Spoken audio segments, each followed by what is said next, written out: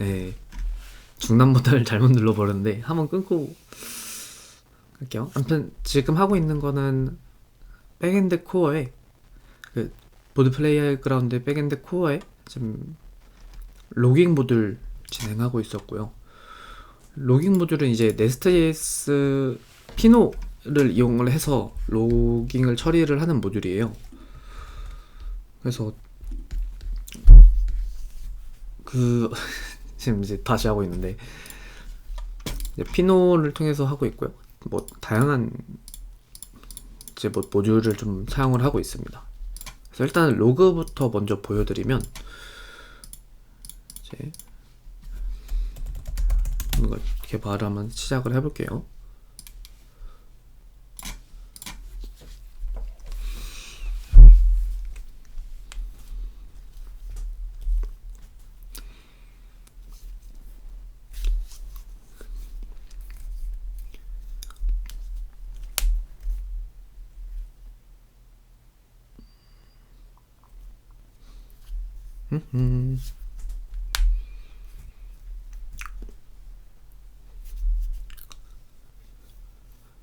이게 빌드 시간이 오래 걸려요. 개발 빌드 시간이 오래 걸리는 건지는 모르겠는데 굉장히 오래 걸립니다.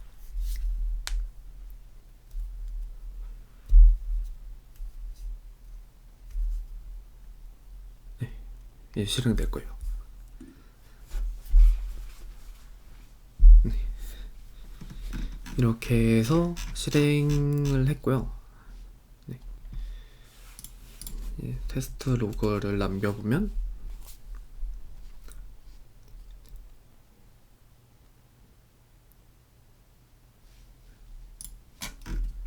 이렇게 요청 로그가 찍힙니다. 지금 이제 리소스 아이디랑 이거는 아직 제거를 못 해놔가지고 그 빌드 캐시 때문에 그런 건데 뭐 아무튼 좀 무시를 해주시고요. 실제로는 아마 뒤로 가면 없어질 거예요. 그래서 원래는 이게 굉장히 색도 안 입혀지고 더럽게 나오거든요. 근데 이걸 이제 포스트 이런 식으로 편하게 구별을 개발 환경에서 구별할 수 있게 만들어 놨고, 그 다음에 어라? 원래 여기 이벤트 그 리퀘스트 아이디가 떠야 되는데 안 뜨네요. 뭔가 많이 잘못됐습니다. 근데 로그는 깨져서 고쳐야 돼요. 네. 아무튼 이런 식으로 하고 원래는 여기는 이제 리퀘스트 아이디가 들어갑니다. 근데 이제 고장이 난 것 같아요. 아무튼 이제 이런 식으로 로그가 띄워진다고 보시면 되고, 어떻게 작동을 하냐면 일단 임포트로 컨피그랑 이걸 컨텍스트를 받습니다. 네, 그래서 인젝트는 그 코어 컨피그랑 프로덕션 이렇게를 받고요. 기본적으로 피노 컨피그는 이렇게 다음과 같습니다. 리퀘스트 아이디 받고 커스텀 프롭스 받고,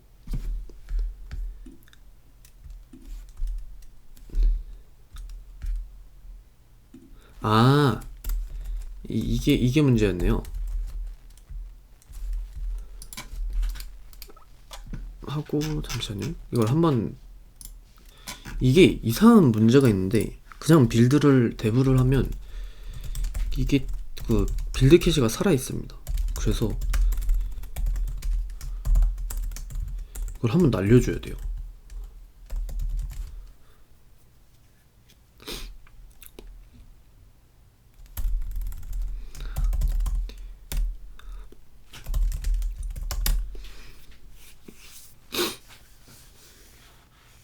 이거 이렇게 하면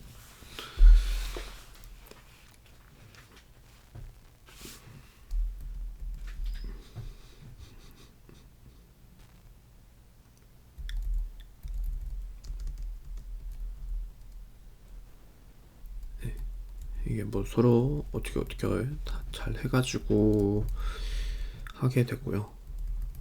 API도 많이 기다리면 될 겁니다. 이거 개선을 해야 되는데 어떻게 개선해야 될지 모르겠네요. 이렇게 됐고요. 다시 이제 요청을 한번 보내고요. 그냥 풀로 보내볼게요.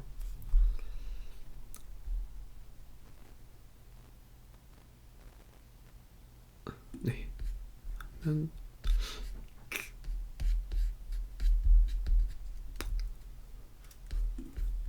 뭐지? 프리터 이거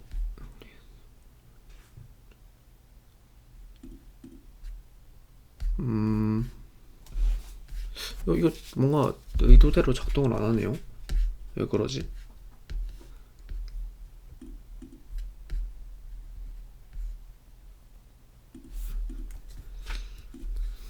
잠시만요. 이게 아마 리퀘스트 아이디 받아오는 로직이 잘못된 것 같거든요.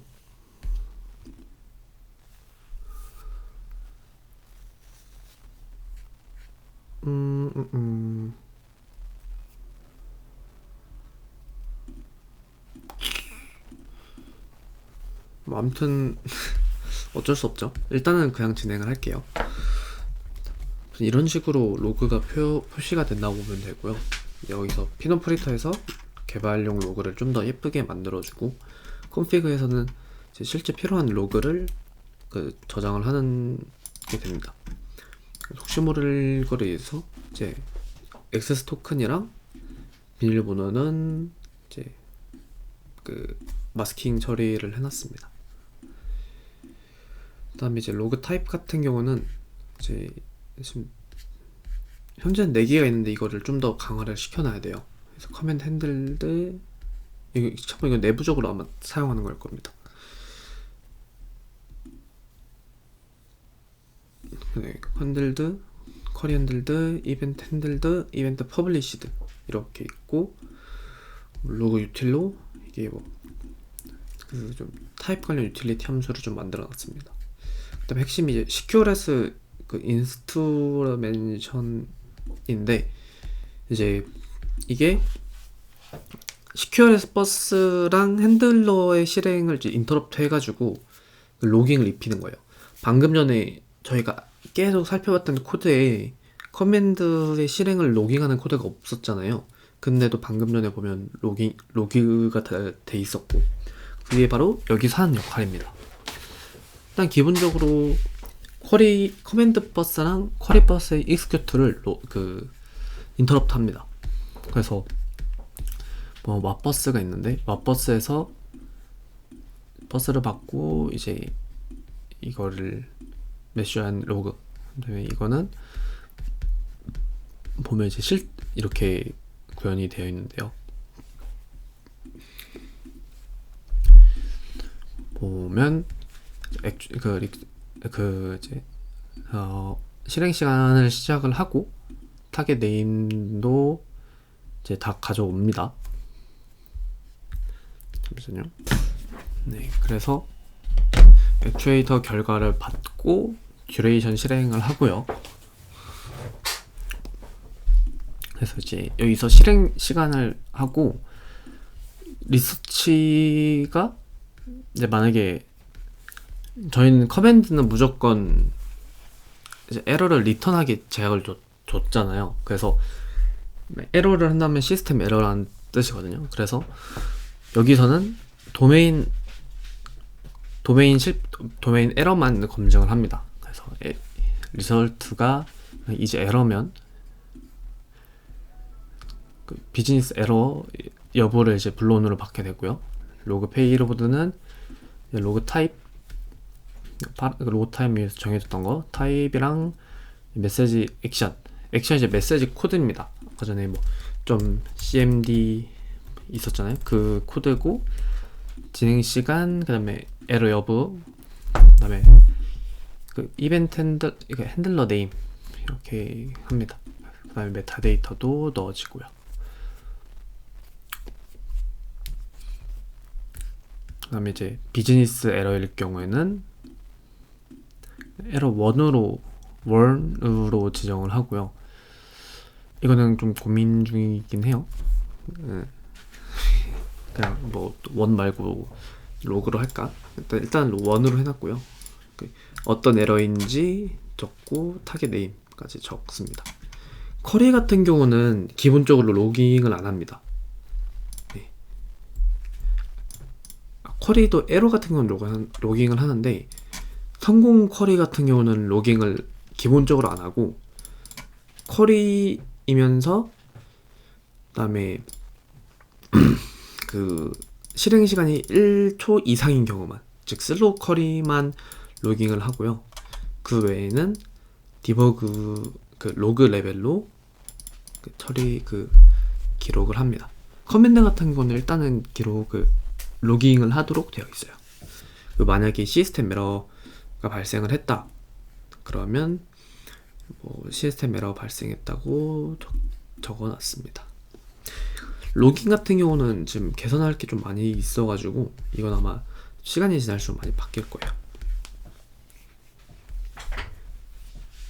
그리고 이벤트 버스 같은 경우는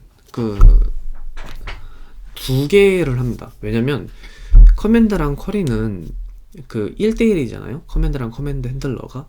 그래서 익스큐트만 하면 돼서 문제가 없는데 이벤트 같은 경우는 일단은 퍼블리셔 쪽에서는 1인데 이벤트를 여러 개를 처리할 수도 있고 한 이벤트 핸들러가 여러 개의 이벤트를 받을 수도 있잖아요.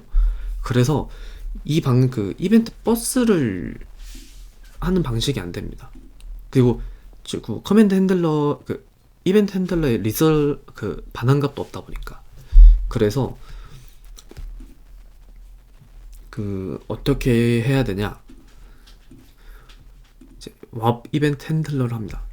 퍼블리시는 그냥 비슷하게 랩핑을 합니다. 네. 퍼블리시 그냥 이렇게 퍼블리시랑 퍼블리시 하고 이렇게 차이가 없는데, 이제 왑 이벤트 핸들러는 이제 좀 복잡해집니다. 이거는 이벤트 버스를 하는 게 아니라 이벤트 핸들러를 모두 찾아가지고 그거를 랩핑을 해버리는 거예요. 그러니까 이벤트 버스를 랩핑하는 게 아니라 이벤트 핸들러를 랩핑을 하는 거죠. 그래서 디스커버리 서비스를 가져옵니다. 디스커버리 서비스에서 모든 프로비더를 일단 가져오고요. 만약에 이제 인스턴스랑 메타 타입이 없다, 패스. 그 다음에 이벤트 핸들러 메타데이터라는 게 있거든요. 얘가 이제 네스트JS CQR에서 내부적으로 사용하는 거이긴 한데 스트링이라서 위에다가 정의를 해놨어요. 그래서 이 메타데이터가 있는 이벤트 핸들러인지를 봐서 이게 있으면 이벤트 핸들러거든요.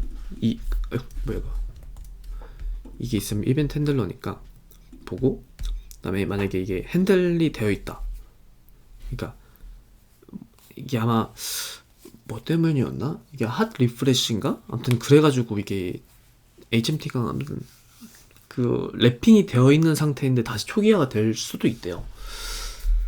저도 어떤 상황인지는 잘 모르겠는데, 그래서 일단은 랩핑 되어 있을 경우는 스킵, 아닐 경우는 밑으로 진행을 합니다. 핸들러 네임은 이름이거나 언노운 이벤트 핸들러 이렇게 가져오고요. 그 다음 여기서 셀프로 디스를 해줍니다. 이게 왜 그러냐, 위에서 디스 이제 로고가 필요하잖아요. 로고가 필요한데 여기서 보면 얘도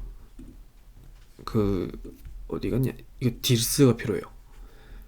그러니까 내부 디스도 필요하고 이 외부 디스도 필요한 겁니다. 그래서 셀프로 임시로 이거를 내려줬고요. 그래서 메스 앤 로고를 호출을 하고, 타입은 이벤트 핸들드, 그 다음에 익스큐터는 오리지널 핸들을 가져와서 콜을 하는데 디스를 이 어싱크 이 환경의 디스로 가져옵니다. 그래야지 이벤트 핸들러 자체 디스를 쓸 수가 있어요. 뭐가 있냐면, 보면 유저 레포를 사용을 하잖아요. 이 디스를 삽입을 해줘야 된다는 거예요. 네. 여기 이 디스가 아니라 이 디스는 이 디스입니다. 네. 그래서 디스를 콜을 해서 삽입을 해줘야 된다. 그래서 그 다음에 뭐 핸들 와핑이 됐으면 와피드 플래그 해주고요. 또 로그를 위해서 와피드 카운트를 추가를 해줬습니다. 네, 그렇게 해서 CQRS는 이렇게 구현이 되어 있습니다. 굉장히 복잡해요. 이거 처음에 이게 핸들러를 마핑해야 된다라는 거를 생각을 안 했는데 생각 복잡하더라고요. 아직 테스트큐는 마핑이 안 돼 있는데 이거는 한번 좀 더 생각을 해볼 예정입니다. 왜냐면 뭐 굳이 그냥 그 디스패처나 컨스트럭처에서 해도 되거든요. 좀 다른 것도 있어서 이거는 고민을 해볼 그 테스트큐에 대해서는 고민을 할 예정입니다. 다음은 시큐리티 모듈입니다. 시큐리티 모듈은 이제 액세스 토큰을 JWT, JSON 웹 토큰 기반의 액세스 토큰을 기반으로 사용자 인증과 역할을 처리하는 모듈이고요. 보면 이제 Nest.js, JWT, 패스포트를 사용을 하고 있습니다. 그래서 방법이 두 개가 있어요. 글로벌 어스가드를 옵션은 이제 글로벌 어스가드 true, false가 있고 기본적으로는 true가 돼 있어서 그러면 앱가드로 이렇게 넣어진데 이게 뭐냐면 모든 API 엔드포인트에 기본적으로 이 가드를 적용한다는 소리예요. 네. 그래서 하면 이제 기본적으로 이 어스 데코레트 가드가 적용이 되고 false를 하면 사용자 기본적으로 퍼블릭이고 사용자가 그 개발자가 지정을 할 수 있는 거죠. 어스를. 그래서 이거 여부에 따라서 그 두 개가 달라지고요. 만약에 글로벌 어스를 하면 이거 익스포트 할 필요가 없으니까 그 켜져 있을 경우에는 익스포트를 안 합니다. 그래서 아무튼 다음으로 시큐리티 모듈하고 임포트로는 패스포트랑 JWT 모듈을 하게 되고요. 인젝트로 액세스 토큰 컨피그에서 그 환경 변수 시크릿을 받아와서 그걸 넣게 됩니다. 네, 그 프로비더를 먼저 보면 이제 가드를 먼저 보죠. 이제 JWT 어스 가드가 이제 JWT를 검증하고 내부 페이로드를 컨텍스트에 넣어주는 역할입니다. 리플렉터가 있고요. 그 이제 퍼블릭이라는 게 있는데 데코레이터를 보면 퍼블릭 데코레이터가 있습니다. 그래서 그 엔드포인트에 만약에 어스가 적용돼 있더라도 퍼블릭 이렇게 처리를 해놓으면 그 어스 가드가 JWT 가드가 있더라도 그를 무시하고 넘어가는 트루로 해버리는 거고요. 대신 그 트루로 넘어가는 거죠. 그 다음에 이제 실제 JWT인 핸들 리퀘스트인데 에러가 있거나 페이로드가 없으면 예외 그냥 스로우 해버리고 스로우 하면 이제 전용 에러 필터로 가겠죠. 근데 이거는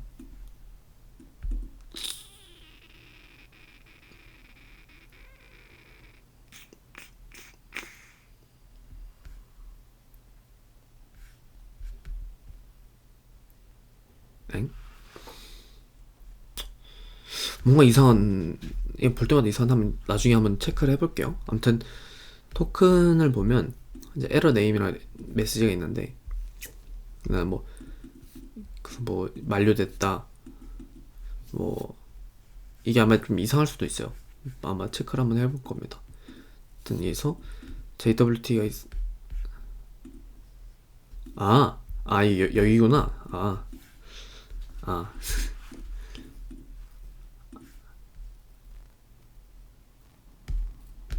맞네. 이렇게 에러가 있으면 처리를 하고요. 그 리서트를 이제 이걸 합니다. 그 토큰 페이로드를 스키마로 검증을 해가지고 뭐 이게 그 오류다 싶으면 그것도 에러를 반응을 하고요. 이제 베일드 페이로드를 해가지고 컨텍스트에다가 셋 토큰으로 주입을 합니다.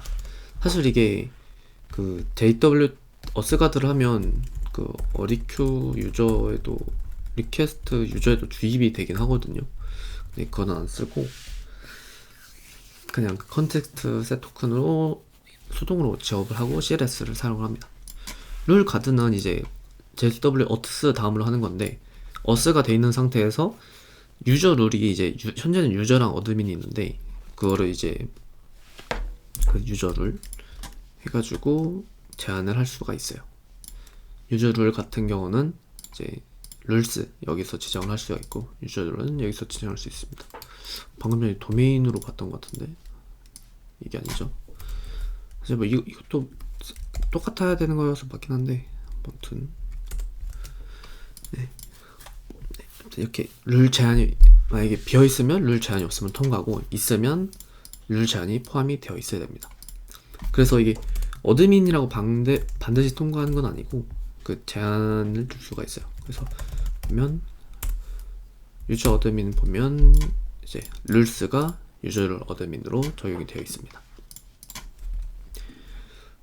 이게 이제 가드고요. 데코레이터는 이제 우리가 글로벌 가드 적용을 하면 이제 어스를 안 쓰는데, 적용을 안 했다 싶으면 어스를 통해서 가드를 적용을 시킬 수가 있고요.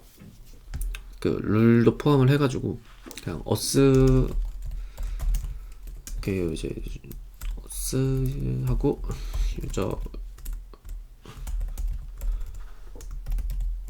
이런 식으로 사용을 하면 됩니다. 만약에 그 글로벌 가드가 되어 있으면 굳이 적용할 필요는 없고요. 토큰은 이제 파라미터 데코레이터인데 토큰을 가져올 수가 있습니다. 여기서 리퀘스트를 쓰긴 해요. 그 다음에 이제 그 스트레인지인데, 이제 데이터벨트를 어떻게 인정할 거냐. 이제 액세스 토큰 컨피그에서 컨피그를 가져와 가지고 시크릿 키를 하고요. 만료도 체크를 하고, 이제 뭐 그 베리어 토큰에서 가져와서 검증을 합니다. 그다음에 프로비더는 이제 액세스 토큰 관련인데요. 액세스 토큰을 생성하거나 아니면 필요할 경우 이제 수동으로 이제 액세스 토큰 유효성을 검증하는 겁니다. 네, 그렇게가 이제 시큐리티 모듈이에요. 네, 벌써 마지막 모듈인데 태스크 큐입니다.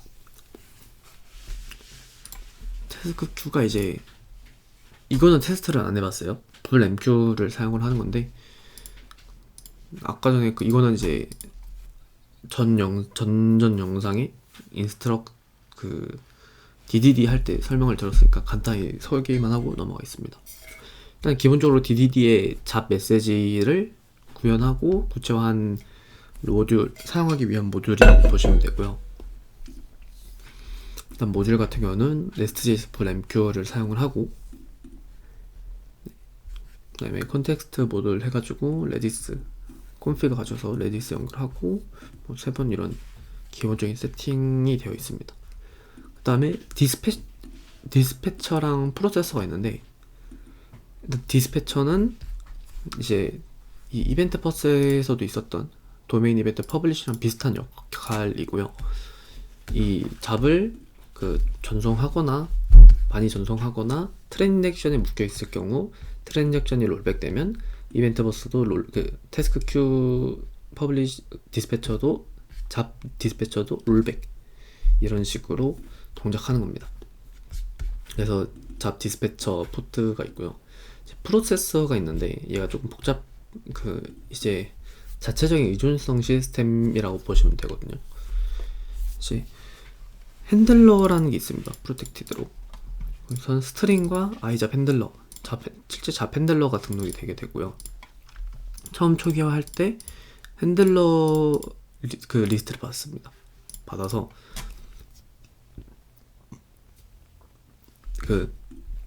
핸들러를 이제 다 프로세서에 등록한 절차를 받게 되고요. 그 다음에 이제 불MQ에 의해서 메시지 큐에 의해서 이제 프로세스가 아마 데코레이터에 의해서 이제 실행이 됩니다. 그러니까 데코레이터로 하는 큐에 있는 잡이 도착을 하게 되면 프로세스 함수를 실행을 시킬 텐데, 이때 불잡이 들어오게 됩니다. 그래서 먼저 잡 코드를 가져오게 되고요. 잡 코드에 맞는 핸들러를 가져오게 됩니다. 미리 등록된 핸들러스에서. 그 다음에 핸들러가 없으면 오류를 띄우고요. 있으면 이제 핸들러 잡 클래스를 통해서 플레인에서 잡 클래스로 바꾼 다음에 실행을 하게 됩니다. 그래서 잡은 이제 결과값이 없으니까 그냥 어웨이트를 하고 끝내버리고요. 그래서 로깅을 해놨습니다. 로깅 같은 경우는 저도 그 기터브 코파일럿으로 작성한 건가 해가지고 그냥 다 에러가 돼 있는데, 에러 정책도 나중에 한번 다시 잡을 거예요. 그래서 이렇게 하면 드디어 코어가 끝입니다. 커먼 같은 경우는 없어요. 이게 쓰려고 만들었는데 생각보다 쓸모가 아직 사용도를 못 찾아서 없고요. 그렇게 지금까지 커먼 코어 DDD 이렇게 다뤄봤습니다. 다음에는 컨스트럭트랑 데이터베이스를 다뤄보도록 할게요.